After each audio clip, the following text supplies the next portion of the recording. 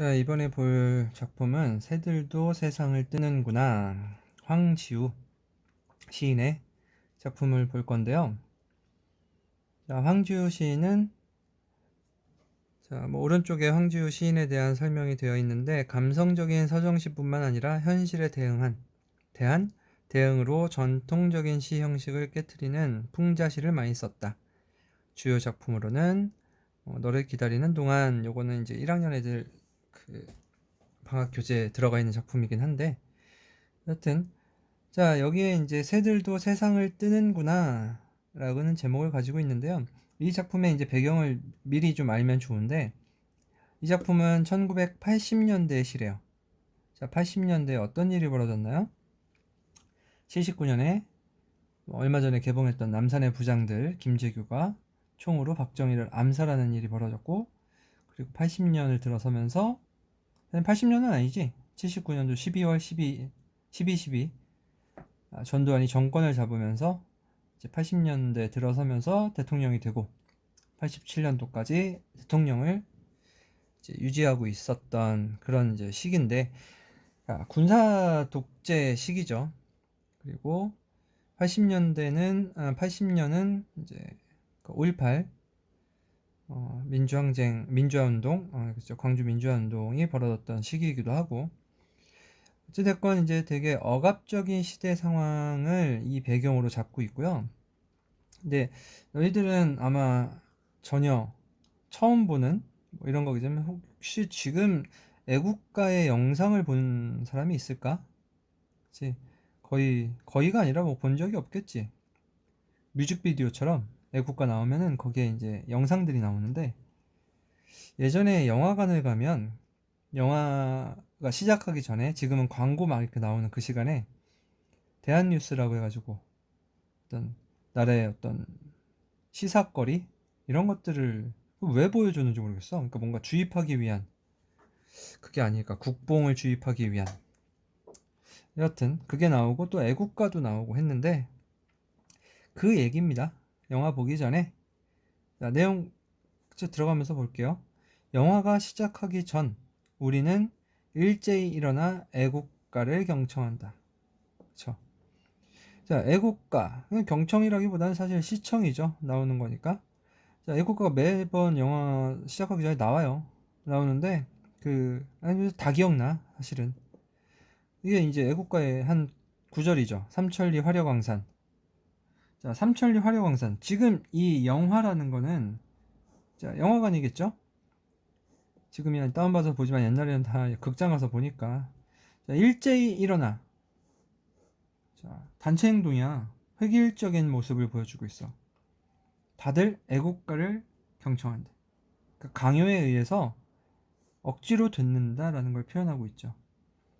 삼천리 화려강산. 자, 표현은 삼천리, 우리나라 되게 강산이 화려하다 표현인데, 사실 이 시대는 암울하지. 암울한 시대를 풍자한 거죠. 굳이 이 구절을 집어넣었다라는 건 반어적 표현입니다. 의숙도에서 일정한 군을 이루며, 의숙도 밑에 이제 나와 있지만 뭐 부산 쪽에 있는 어떤 철새 도래지로 되게 유명한 섬이야. 이 부분이 나중에 이제 기회 되면 영상 한번 보여주겠는데, 뭐냐면 이 흰 새떼들, 약간 뭐 갈매기 이런 건 아닌 것 같고 좀 더 큰 이런 흰 새떼들이, 이때가 여기가 이제 철새도래지니까 철새들이 갈대숲을 막 수백 마리가 막 날아가는 그런 장면이 있어. 거기가 이제 의숙도인지는 나도 몰랐는데, 그 지역에서 일정한 무리를 이루며 갈대숲을 이륙하는 흰 새떼들이 자기들끼리 끼룩거리면서, 자기들끼리 낄낄대면서. 자, 자기들끼리 끼룩거리고 낄낄댄다. 요거는 사실 되게 웃는 거잖아. 되게 재밌대, 지네들끼리는. 왜 이렇게 표현했을까요? 요것도 앞에서 표현한 것처럼 우리는 지금 되게 일제히 일어나거나, 그리고 억압된 암울한 이런 시대에, 엄숙한 이런 이제 그 영화를 보기 위한 시청자들, 그런 사람들은 되게 억압되어 있는 상태인데, 이 흰 새떼들은 끼룩거리고 낄낄대고 하면서 이제 비판적인 또는 냉소적인 표현을 썼다라고 볼 수 있어요. 이것도 이제 사실 반어적 표현이라고 볼 수 있겠죠. 1열, 2열, 3열 횡대로 자기들의 세상을 이 세상에서 떼어매고 이 세상 밖 어디론가 날아간다. 자, 1열, 2열, 3열, 횡대, 종대 이런 것들은 군대 가면 배웁니다.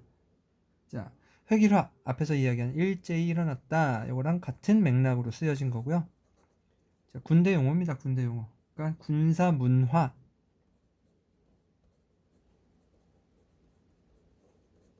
표현하고 있다라고 이제 하시면 됩니다. 이런 모든 것들이 사실은 다 풍자죠. 이런 것들을 이야기하면서 이 세상에서 떼어매고 이 세상 밖 어디론가 날아간다. 자, 어디론가, 요 어디론가, 이 세상 밖 어디론가, 요거는 지금 현재 현실에서 벗어난 어떤 자유의 의지 또는 화자가 지향하는 자유세계, 화자의 지향점이 되겠죠. 그래서 이 새들은 되게 자유롭게 돌아가는데 그 새들을 바라보는 사람들은 되게 획일화돼가지고 일제히 서가지고 그 모습을 바라보고 있는 것이 낄낄대면서 깔쭉대면서 앞에서 표현한 것과 똑같은 비판적 냉소적 표현이고요. 자, 우리의 대열을 이루며 한 세상 떼어매고 이 세상 밖 어디론가 날아갔으면 소망을 담고 있죠. 하는데 대한 사람 대안으로 기리보전하세로. 자, 요건 맨 마지막 후미 부분이죠. 자, 자기가 어떤 그 애국가를 들으면서 그 장면을 보고 아, 이렇게 했으면 좋겠다 뭔가 소망을 했는데 잠깐 보니까 끝났네. 대한 사람 대안으로 기리보전하세. 그래서 어떻게 됐대? 각각 자기 자리에 앉는다. 주저앉는다. 결국은 현실로 다시 돌아온 거죠. 각각 자기 자리에 앉는다. 현실로 복귀한. 현실로 돌아왔다. 그쵸? 자, 근데 그냥 앉는다 하고선 한 번 더 적었네요. 주저앉는다. 자, 주저앉는다라는 건, 자, 요거는 어떤 의미냐면 그냥 우리가 의자에 앉으면 바로 일어날 수 있지만 주저앉는다라고 했을 때는 그냥 못 일어나. 손을 대고 일어나야지. 그치? 더 깊숙이 파묻힌다라는 의미로 표현을 한 거고요. 지금 이 현실로 돌아온 이 현실에서 벗어날 수 없다. 벗어나기 힘들다. 그 말은 곧 암울하다 라는 거죠. 이 현실 너무 암울해. 그래서 뭐 좌절감 뭐 이런 것들을 표현한 그 부분이 이제 주저앉는다 라고 해서 이제 표현을 한 거고요. 결국 이거는 이제 영화관에 영화 보러 가서 영화 보기 전에 나온 애국가를 보고서 느낀 그런 이야기를 쭉 적은 걸로 보여지고요. 애국가의 시작과 끝, 대한 사람 대안으로 이렇게 이야기를 하면서 시상을 전개하고 있고요. 대부분 이제 비판, 냉소, 반어적 이런 표현을 쓰면서 풍자적 표현을 주로 많이 쓰였다. 그래서 특징적인 성격은 비판적, 그다음에 뭐 풍자적 성격을 담고 있습니다. 자, 뭐 이 정도 주변 배경, 주의 배경이 이제 그때 당시에 이제 80년대 독재 정권, 전두환은 그래요. 아무튼 전두환 얘기는 하지 맙시다. 여튼 그 시대 때에 쓰여진 작품으로 그 애국가의 그 모습, 의숙도에서 나르고 있는 요 새들의 모습을 보고 쓴 황지우 씨의 이제 작품을 본 겁니다.